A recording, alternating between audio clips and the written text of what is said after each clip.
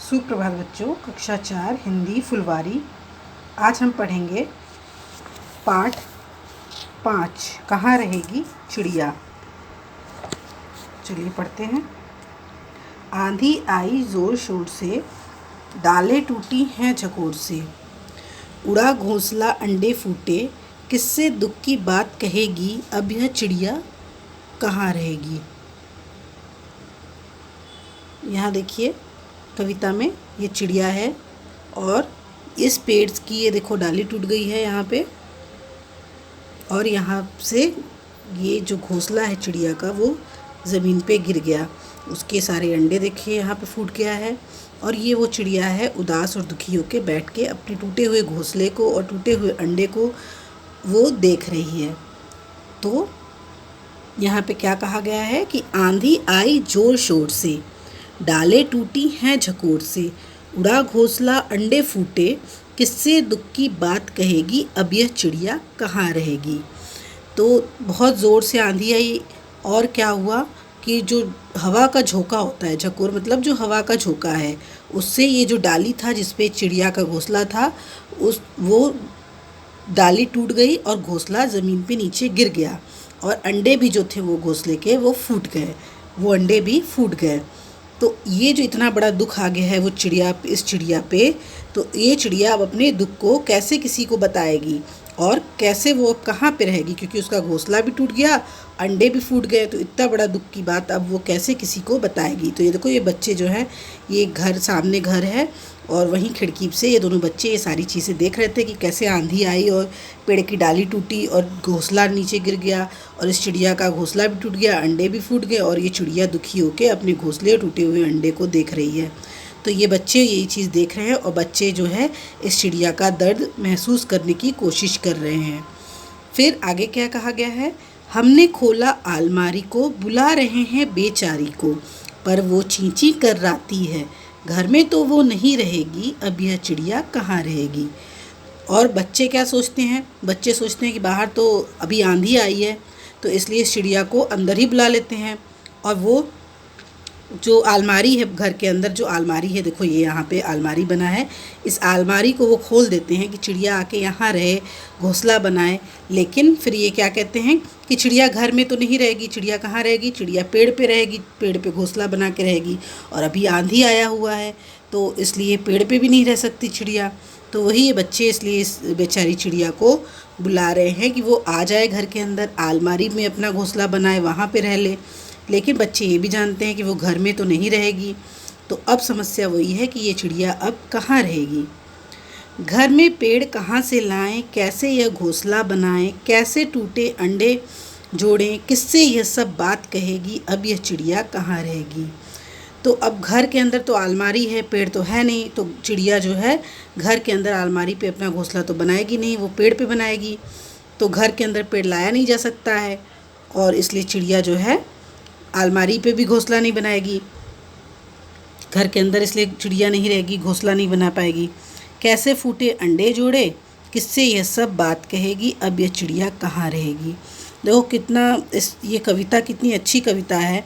इसमें हम लोग ये कवित्री जो हैं वो बताने की कोशिश कर रही हैं कि बेज़ुबान जो जानवर हैं उनके दुख दर्द भी हम मनुष्यों की तरह ही होते हैं, और ये बताने की कोशिश किया जा रहा है इस कविता के माध्यम से कि हमें पशुओं और पशु पक्षियों के प्रति संवेदनशील होना चाहिए, है ना। कि क्योंकि ये बच्चे उसके थे जो अब नहीं आएंगे इस दुनिया में, और उसका घर भी टूट गया, घर परिवार उसका सब खत्म हो गया एक झटके में आंधी की वजह से। तो ये इतनी बड़ी जो दुख है वो चिड़िया कैसे किससे कहेगी।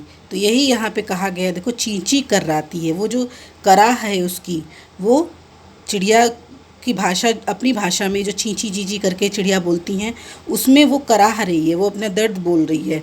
हाँ, तो इस कविता के माध्यम से कवित्री ने यही बतलाने की कोशिश की है, एक प्रयास किया है कि जो पशु पक्षी हैं उनका जो पीड़ा होता है वो भी मनुष्यों की तरह ही होता है, इसलिए हमेशा हमें उन लोग पशु पक्षियों के साथ भी अच्छा व्यवहार करना चाहिए। उनको भी उतनी ही तकलीफ़ होती है जैसी हम लोग को हर चीज़ में तकलीफ़ होती है। तो आइए एक बार इस कविता को हम पढ़ते हैं और आपको बतलाते हैं कविता को, इसका वाचन कैसे करना है, इसे पढ़ना कैसे है। शब्दों पे ध्यान दीजिएगा, इसको कैसे पढ़ेंगे। कहाँ रहेगी चिड़िया। अगर इसमें कोई भी कठिन शब्द है तो उसको आप रेखांकित कीजिएगा और उसको उसका अर्थ अगर आपको नहीं आता होगा तो वो भी पूछिएगा। आंधी आई जोर शोर से, डालें टूटी हैं झकोर से, उड़ा घोंसला अंडे फूटे, किससे दुख की बात कहेगी, अब यह चिड़िया कहाँ रहेगी। हमने खोला आलमारी को, बुला रहे हैं बेचारी को, पर वो चींची कर्राती है, घर में तो वो नहीं रहेगी, अब यह चिड़िया कहाँ रहेगी। घर में पेड़ कहाँ से लाएं, कैसे यह घोंसला बनाएं, कैसे फूटे अंडे जोड़ें, किससे यह सब बात कहेगी, अब यह चिड़िया कहाँ रहेगी। तो अब ये चिड़िया अपने दुख की बातें कैसे बोलेगी, किसी को बताएगी, और उसका जो घोंसला टूट गया है, उसका घर टूट गया है, तो अब वो रहेगी कहाँ, और उसके जो अंडे हैं जो अब नहीं जुड़ेंगे, अब जिसमें से उसके अब आगे घर परिवार बच्चे नहीं होंगे, तो वो ये जो पीड़ा है वो किससे बांटेगी। ठीक है। अब देखिए इसको लिखा किसने है, इसकी रचना किसने किया है। देखिए उनकी तस्वीर यहाँ बनी हुई है महादेवी वर्मा जी की। महादेवी वर्मा को आधुनिक युग की मीरा कहा जाता है। इनका जन्म सन 1907 ईस्वी को फर्रुखाबाद उत्तर प्रदेश में हुआ था। इन्होंने साहित्य की विविध विधाओं में पर लेखनी चलाते हुए हिंदी साहित्य को समृद्ध किया। निहार, रश्मि, नीरजा, सांध गीत, दीपशिखा, पथ के साथी, श्रृंखला की कड़ियाँ इनकी प्रमुख कृतियाँ हैं। इनका निधन सन 1987 ईस्वी में हुआ। तो ये जो महादेवी वर्मा जी हैं, ये इनकी जो कुछ मुख्य जो हिंदी साहित्य में उन्होंने जो काम किया वो यहाँ पे लिखा हुआ है। और उनका जन्म कहाँ हुआ था, फर्रुखाबाद में हुआ था 1907 में। उनकी मृत्यु कब हुई थी, 1987 ईस्वी में। और उनके जो मुख्य जो काम उन्होंने किए हिंदी साहित्य में वो निहार, रश्मि, नीरजा, सांध गीत, दीपशिखा, पथ के साथी और श्रृंखला की कड़ियाँ जैसी ये कुछ उदाहरण हैं। इन्होंने बहुत काम किया है, इसीलिए इनको आधुनिक युग की मीरा भी कहा जाता है। ठीक, तो आधुनिक युग की मीरा किसे कहा जाता है, महादेवी वर्मा जी को। अब देखिए इसमें इस कविता में आपको कोई शब्दार्थ तो दिया नहीं गया है बुक में, लेकिन फिर भी अगर आपको कोई शब्द कठिन लगे तो वो आप पूछ सकते हैं। मेरे हिसाब से ये झकोर ही एक वर्ड है, एक शब्द है जो थोड़ा सा कठिन आपको लग सकता है, जिसका झकोर का अर्थ है हवा का तेज़ झोंका। फिर अगला देखते हैं हम लोग क्या अभ्यास प्रश्न है, बोध प्रश्न। जोर शोर से आंधी आने पर क्या क्या हुआ। तो जोर शोर से आंधी आने पर पेड़ की डाली टूट गई, चिड़िया का घोंसला उड़ गया और चिड़िया के अंडे फूट गए। अगला प्रश्न क्या है, अगला प्रश्न है चिड़िया बुलाने पर अलमारी में रहने के लिए क्यों नहीं आ रही। तो चिड़िया क्यों नहीं आ रही, क्योंकि चिड़िया बुलाने पर अलमारी, उसको उत्तर कैसे हम लोग लिखेंगे उसका, चिड़िया बुलाने पर अलमारी में रहने के लिए इसलिए नहीं आ रही है क्योंकि वह पेड़ पर घोंसला बनाती है और घर में पेड़ नहीं है। फिर अगला प्रश्न क्या है, चिड़िया के लिए दुख की बात क्या है। तो सबसे बड़ी बात तो दुख की ये है कि उसके अंडे जो फूट गए ना, और उसका घोंसला तो टूट गया वो भी। तो चिड़िया के लिए दुख की बात यह है कि उसका घोंसला और अंडे दोनों टूट गए। तो उसके जो बच्चे थे अब वो इस दुनिया में नहीं आएंगे, और उसका जो घर है वो भी टूट गया। यही दो सबसे बड़ी दुख का बात उसके लिए है, चिड़िया के लिए, है ना। फिर अगला देखते हैं प्रश्न, कविता के अंशों को वाक्यों के रूप में लिखिए। तो देखिए ये जो कविता के अंश हैं इनको वाक्य में लिखना है। एक उदाहरण भी दिया है, जैसे आई आंधी जोर शोर से, तो इसको वाक्य के रूप में कैसा लिखा गया है, जोर शोर से आंधी आई। अब अगला क्या है, डाले टूटी हैं झकोर से, तो इसको कैसे लिखेंगे हम लोग, झकोर से डाले टूटी हैं। हमने खोला आलमारी को, इसको वाक्य के रूप में कैसे लिखेंगे, आलमारी को हमने खोला, और आखिरी में पूर्ण विराम। फिर बुला रहे हैं बेचारी को बुला रहे हैं, फिर पूर्ण विराम। तो ये इस तरह से हमने वाक्य में बना दिया इन अंशों को, कविता के अंश को। महादेवी वर्मा की ही एक और कविता नीचे दी गई है, पढ़ते हैं उसे। मेह बरसने वाला है, मेरी खिड़की में आ जा तितली, बाहर जब पर होंगे गीले, धुल जाएंगे रंग सजीले, झड़ जाएगा फूल न तुझको बचा सकेगा छोटी तितली, खिड़की में तू आ जा तितली। देखो ये कविता भी है। देखो पीछे जो कविता था वो भी पक्षियों के विषय में, जीव जंतुओं के विषय में आप कह सकते हैं, और यहाँ पे भी तितली के विषय में है। तो इससे हमें क्या पता चलता है कि हमें जो अपने इर्द गिर्द पर्यावरण में जो जीव जंतु हैं उनके प्रति भी सजग रहना चाहिए, संवेदनशील रहना चाहिए, उनके लिए भी हमेशा अच्छा काम करना चाहिए।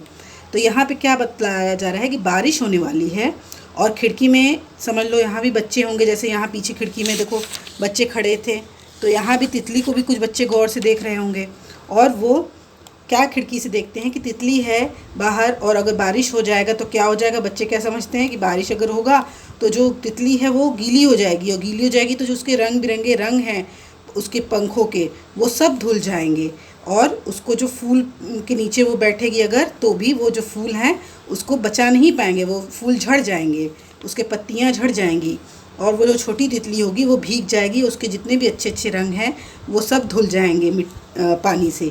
इसीलिए बच्चे चाहते हैं कि वो खिड़की में आ जाए जब तक बारिश हो रहा है, ताकि वो गीली ना हो, सूखी रहे और वो बच जाए बारिश से, उसके जो चमकीले रंग हैं वो सब न मिटें।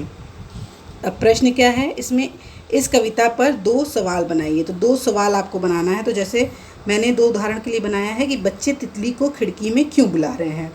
तो क्यों बुला रहे हैं ये भी हमने चर्चा की कि उनको लगता है कि बारिश होगा तो तितली के सारे रंग धुल जाएंगे, तितली गीली हो जाएगी, तो इसलिए इसको बच्चे बुला रहे हैं।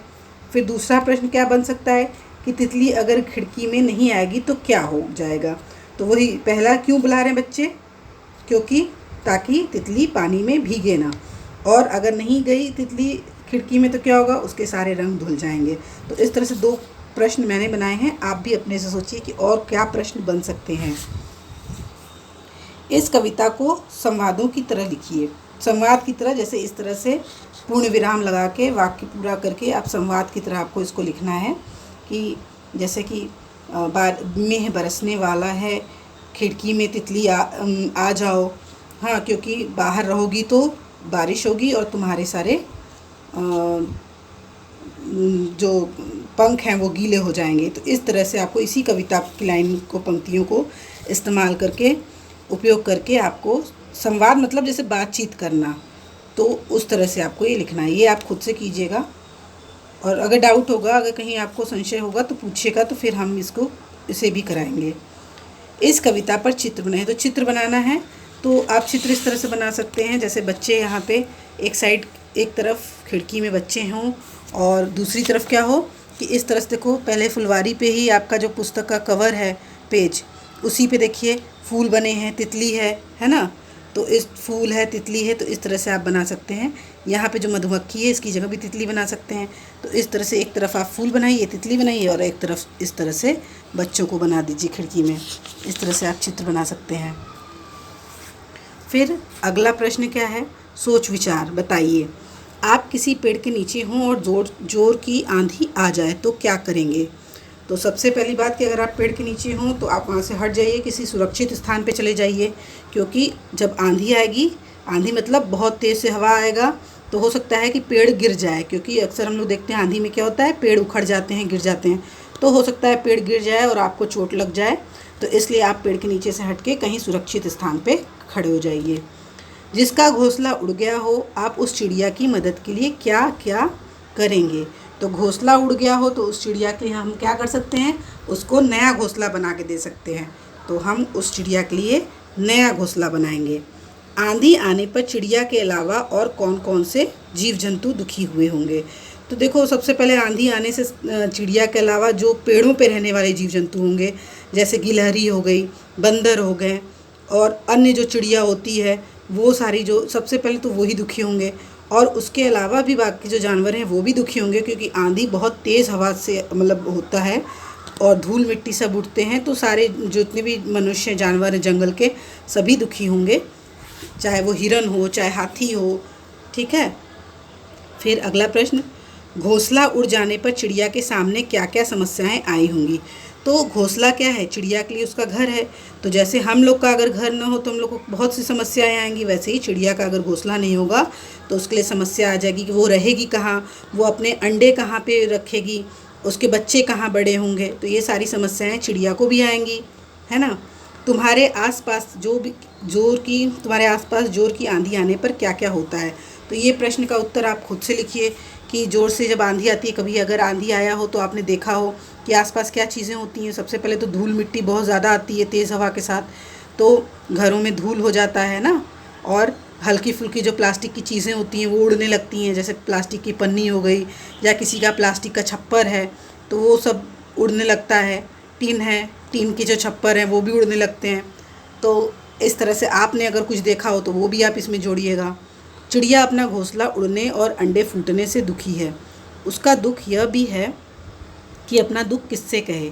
क्या आपको कोई ऐसी घटना याद है जब आप दुखी हुए? उस घटना के बारे में बताइए। आपने अपने दुख की बात किससे कही थी? तो कभी क्या आपके साथ ऐसा हुआ है कि आप किसी चीज़ को लेके बहुत दुखी हुए हों? कभी स्कूल में ऐसा कुछ हुआ हो, विद्यालय में, और आपने उस चीज़ को फिर किससे जाके बताया? अपने घर में किससे बतलाया? पापा से, मम्मी से, दादा से, दादी से, या छोटे भाई बहनों के साथ, बड़े भाई बहनों के साथ। तो ऐसी कोई घटना अगर आपको याद है जिसमें आप बहुत दुखी हुए हो, आपको कहीं डांट पड़ गई हो या ऐसा कुछ, तो वो भी आप उस घटना के बारे में लिखिए। और उसको आपने किससे बतलाया वो भी आप यहाँ लिखेंगे। फिर दिए गए निर्देश के अनुसार चिड़िया शब्द का प्रयोग करते हुए वाक्य बनाएं। तो पहला वाक्य क्या है, पहला निर्देश क्या है? ऐसा वाक्य जिसमें 5 शब्द ही आए हों।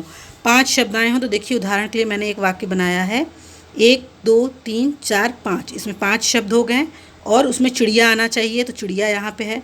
तो वाक्य बना है कि सुबह सुबह सवेरे चिड़िया बोलती है। ठीक है, तो ये एक वाक्य हो गया जिसमें 5 शब्द है। तो इसी तरह ये एक आपको सिर्फ एक हिंट के तौर पे बतलाया गया है, आप इसको ये एक संकेत है, तो इसलिए अब आप इसी तरह आप दूसरा कोई वाक्य बनाइएगा। ठीक है, ऐसा वाक्य जिसमें चिड़िया के रंग का भी उल्लेख हो। तो भूरी चिड़िया पानी पीकर उड़ गई, इसमें चिड़िया का रंग बतलाया गया कि वो किस रंग की है, भूरी, और चिड़िया भी आना चाहिए वाक्य में, तो इसलिए भूरी चिड़िया पानी पीकर उड़ गई। ठीक है, ऐसा वाक्य जिसमें चिड़िया शब्द के साथ अगर भी आए, तो ये आप खुद से करिएगा, जिसमें चिड़िया शब्द भी आए और अगर भी आए। एक उदाहरण जैसे मैंने लिया, हम गर्मी में अगर चिड़िया के लिए दाना पानी रख दें तो वह खुश हो जाएगी, है कि नहीं। अगर चिड़िया को गर्मी में दाना और पानी दोनों मिल जाए आराम से तो वो चिड़िया खुश हो जाएगी। तो इसलिए हमने एक वाक्य बनाया कि हम गर्मी में अगर चिड़िया के लिए दाना पानी रख दें तो वह खुश हो जाएगी। तो ऐसे ही आप कुछ और बनाइए कि अगर हम चिड़िया का पिंजरा खोल दें तो चिड़िया उड़ जाएगी। ठीक, तो इस तरह से आप कोई भी वाक्य बनाइए और लिखिएगा खुद से। आपकी कलम से इस कविता की रचना महादेवी वर्मा ने की है। महादेवी वर्मा को पशु पक्षियों से बहुत प्रेम था। उन्होंने अपने घर में गाय, हिरन, गिलहरी, कुत्ता, नेवला जैसे तमाम पशु पक्षी पाल रखे थे, जिनके नाम गौरी, सोना, रोज़ी, निक्की आदि रखे थे। तो देखो अभी हम लोगों ने जब चर्चा की तो हमने बताया ना कि ये पीछे भी हम लोगों ने एक कविता पढ़ा जिसमें चिड़िया के विषय में बतलाया गया, पक्षी के विषय में। अगली कविता जो हम लोगों ने पढ़ी वो तितली के विषय में। तो कहीं ना कहीं कवित्री का जो है पर्यावरण, पशु पक्षियों के प्रति एक लगाव दर्शाता है कि नहीं। तो वही बात यहाँ पे बतलाया गया है कि इनको जो है इतना प्रेम था पशु पक्षियों से कि इन्होंने बहुत से पशु पक्षियों को अपने घर में पाल भी रखा था, उनकी सेवा भी वो करती थी, उनका नाम भी रखा था। जैसे हम लोग का नाम एक कोई ना कोई नाम से हम लोग को बुलाया जाता है, वैसे उनका भी नाम था, सारे जो पशु पक्षी थे। ठीक है, आपके घर में कौन कौन से जानवर पाले गए हैं?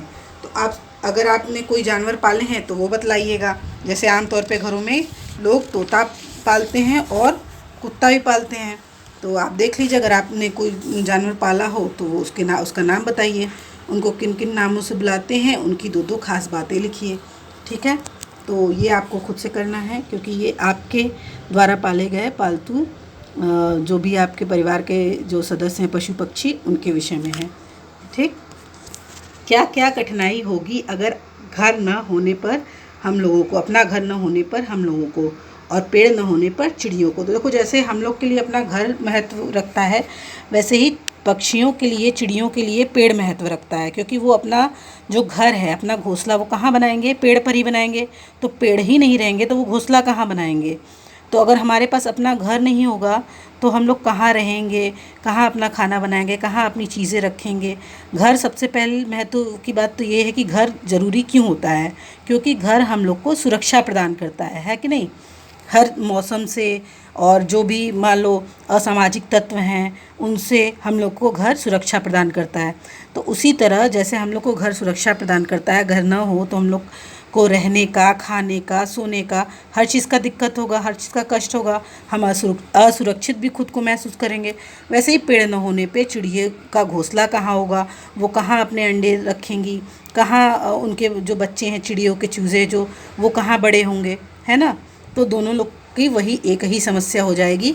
इसलिए घर बहुत ज़रूरी है और पेड़ भी बहुत ज़रूरी है।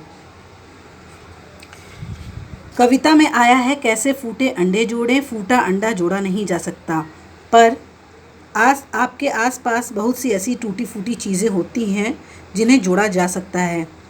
सोच कर लिखिए, आपके घर में ऐसी कौन कौन सी चीज़ें हैं जिन्हें टूटने फूटने के बाद भी मरम्मत द्वारा जोड़ा जा सकता है। तो कौन कौन सी चीज़ें हैं, ये सब में तो आप लोग एक्सपर्ट हैं टूटी फूटी चीज़ों को जोड़ने के लिए में। तो अक्सर हम लोग कौन कौन सी चीज़ें जोड़ते हैं? हम लोग प्लास्टिक से बनी हुई चीज़ों को जोड़ते हैं ना। जैसे कि कोई या तो कोई चीज़ में से जैसे मोती लगाओ, मोती निकल जाता है तो हम लोग मोती को चिपकाते हैं गूंद से, फेविकोल से। या फिर और क्या जोड़ते हैं? या प्लास्टिक के कोई बाल्टी या डिब्बा इस तरह से कोई टूट गया है तो उसमें हम लोग कोई गोंद या फेविकोल से या किसी चीज़ से जोड़ते हैं, जोड़ने की कोशिश करते हैं, है ना? तो इसी तरह और कौन कौन सी चीज़ें हैं जो आपने कभी जोड़ी हो बचपन में, या आपने देखा हो घर में लोगों को जोड़ते हुए, वो बतलाइएगा।